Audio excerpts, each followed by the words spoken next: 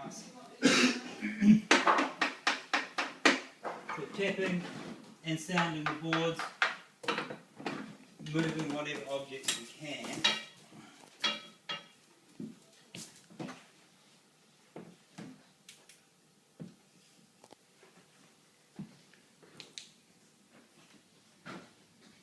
Find some moisture here below, underneath the.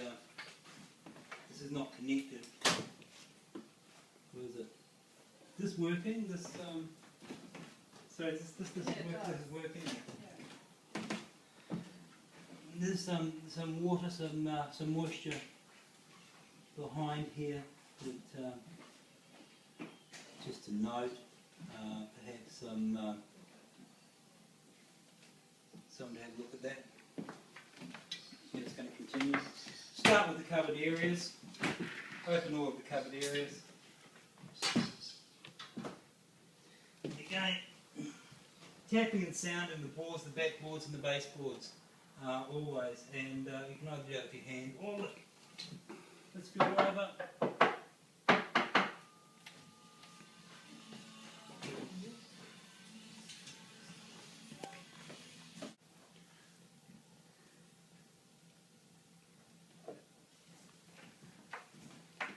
Continue through.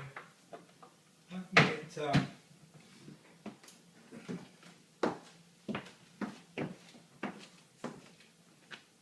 Can I get a moisture reading just here, please?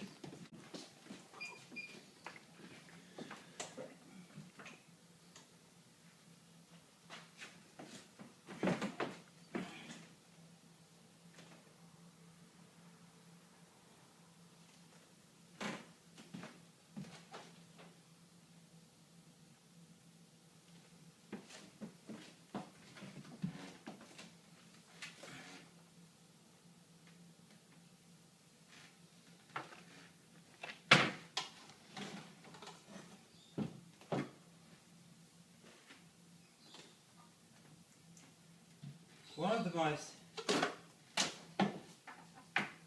obvious and sure signs of entry of termites into a kitchen is obviously hit-through penetrations, and that's where you're likely to find most of your water leaking, okay, water pooling. We have a little bit of slight bit of water pooling at the back of the dishwasher here, so that's a little bit of concern if that continues. This is bringing us here on the floor, so just want to make sure that people are aware of that in case it continues.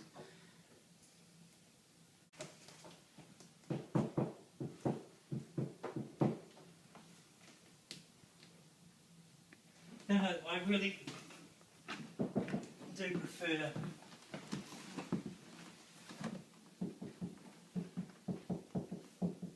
tapping with my hand rather than in something hard like a screwdriver or a tapper in areas like this, because I don't know, you just get a better feel for the timber if there's give or if it's soft, because sometimes you can tap, you can hear, but it's that soft give that you can feel with your hand rather than an implement. And if you can, look, I'm not going to take everything out of the cupboards, obviously, but I'm going to take enough out so I can check around the penetrations particularly. Okay, see if there is any water leaking, or if there's any soft timber. Okay. Alan, can you just define penetrations for us? Penetrations, look, any pipe, any refuse pipe or water pipe that actually goes down through the slab, okay, to any service duct or anything like that. So a penetration is anything that moves down through the slab, where termites can enter simply because they're in contact with the soil. And if that initial pre-construction barrier hasn't been put in sufficiently, or if it's been disturbed, it's been bridged or breached, which is quite common in those areas, that is a potential high-risk area. Every penetration in a house is a high-risk area.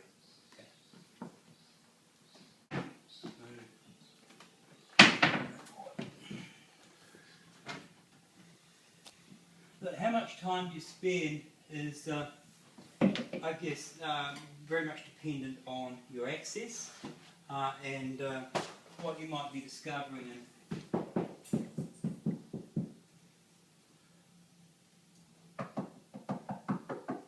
A lot of time what your gut feeling is telling you about the condition of the house. I know that there has been treatment to the subfloor, so that would suggest that there has been infestation in the subfloor. So if there's been infestation in the subfloor necessary to be treated, then obviously again penetrations are going to be more high risk than normal. Yes?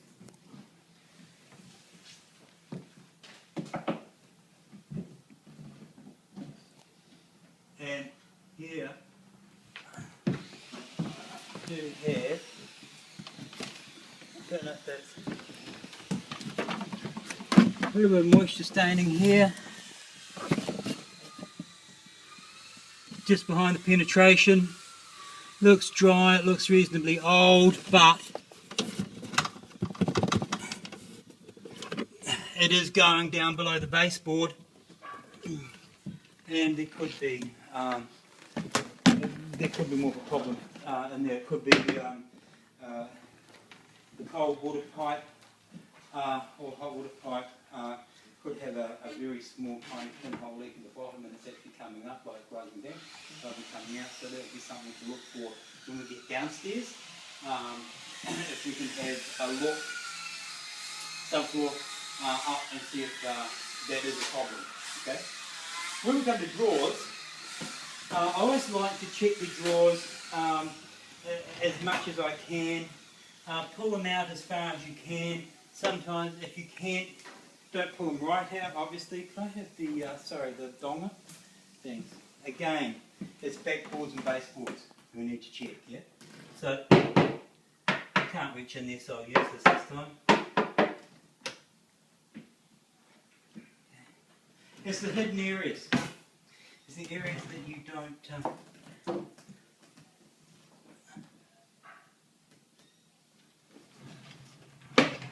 Obviously you're not going to be able to pull everything out and check it, but you go as far as you can and at least identify areas of potential conflict. Okay.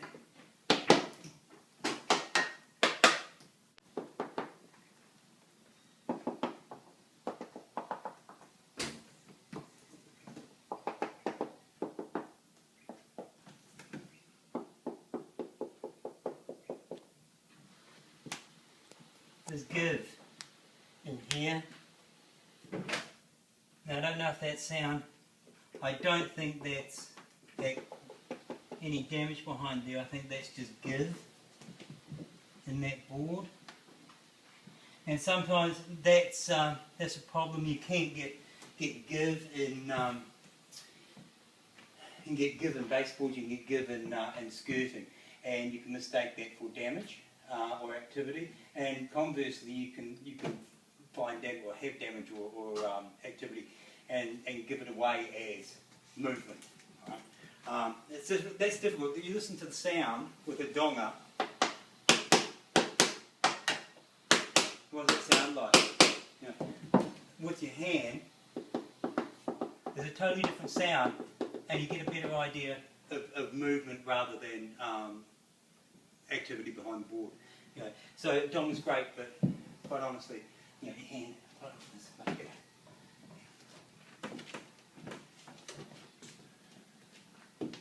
And it just eliminates it. It's about reassuring yourself of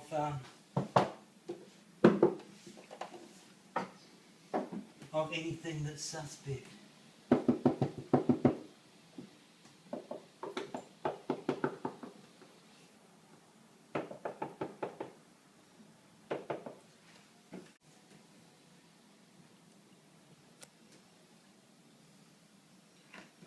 Go down on your knees, guys. If you're not getting down, he is not looking.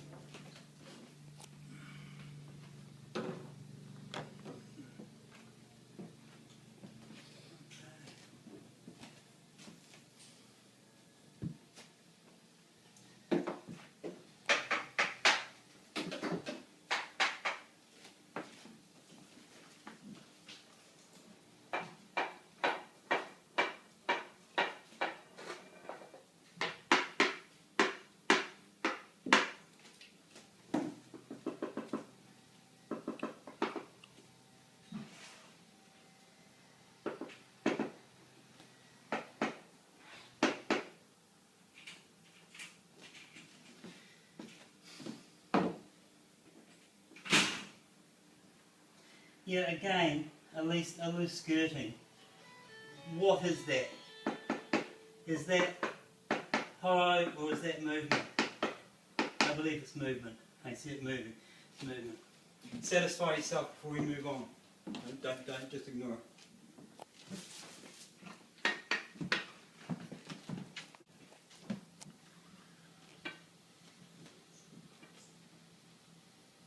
Cupboards and larders, like food cupboards, are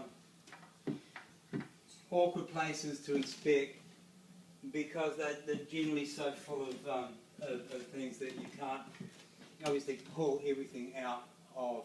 In these areas, always pay particular attention to the ceiling, to architraves, etc. Too much travel up, you may not always see them behind a whole lot of stored goods, and they'll generally, if they're coming into areas like this, they generally will make, in my experience, make their way up to the ceiling because they have quite a bit of time to be concealed.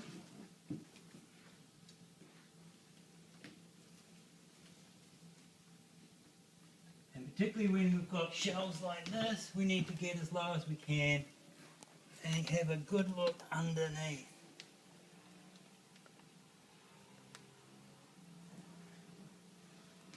Okay. Particularly we've got steel frame door joists, etc.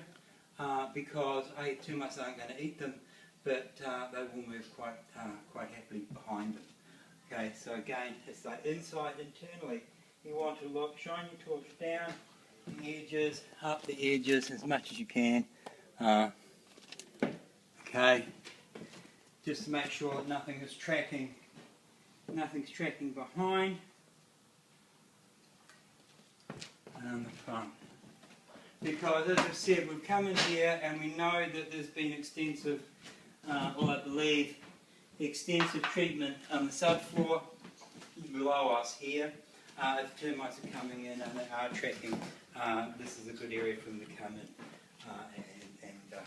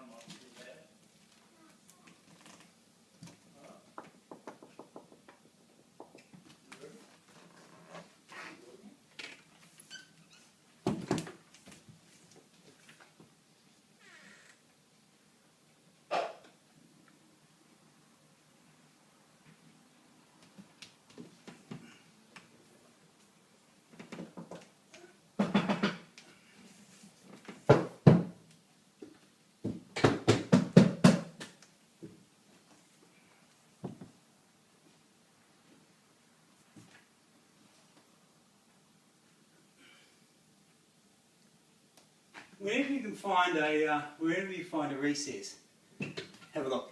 You know, even if it's under a bench top, have a look under the recess. Termites will track. They may not always enter through the timber. They might not always want to eat through the timber, but they will track behind.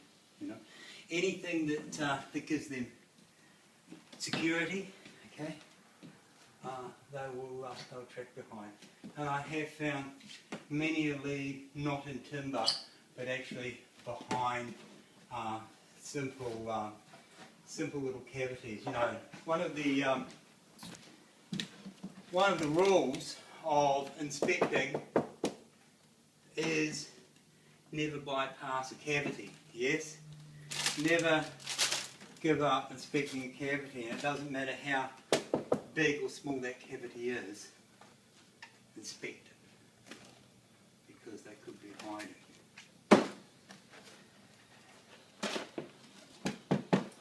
Look, we've got a lot of, that's loose.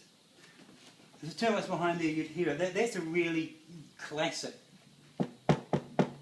sound and push. If there was termites behind there and there was some mudding behind there, you'd hear it give way. You'd hear that little crackle sound. But that's a classic give for termite activity. If it's particularly if it's under bottom cupboards, that's not so much up here because it is up high, but that doesn't mean that termites can't attract up at some stage. Behind here, here. Oh, fantastic. You know, I was talking about yesterday about the downpipe, where I found termite lead going up the inside of the drain pipe. It's just not a problem for them to track up inside and then track and come in from the top where you can't see them. So even if the cupboard's on the wall, it's up off the ground, it doesn't need to be examined really well and could still be a potential area. If it's, I've got some like that beside it, because it's a cavity. And termites just love cavities.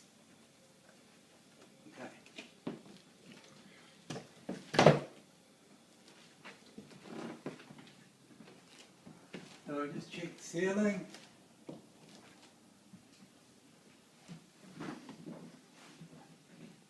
And check the ceiling.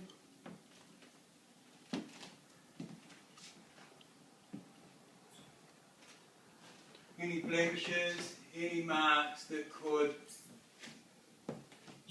constitute some termite spotting.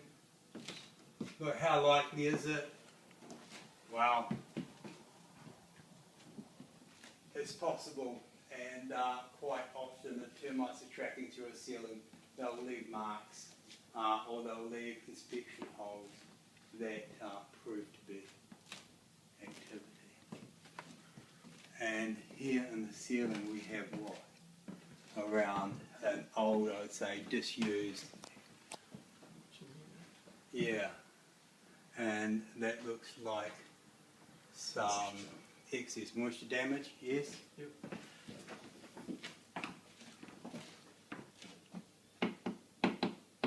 Or just paint peeling. Paint peeling, yeah? So this is the stove. Obviously there's a lot of moisture coming up here. I don't believe that that's adequate.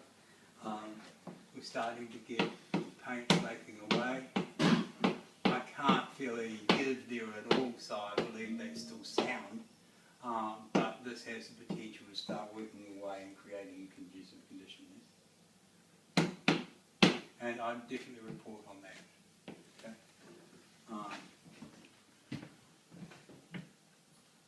Take a photo of that area. Everything else seems to be okay. I think we're done.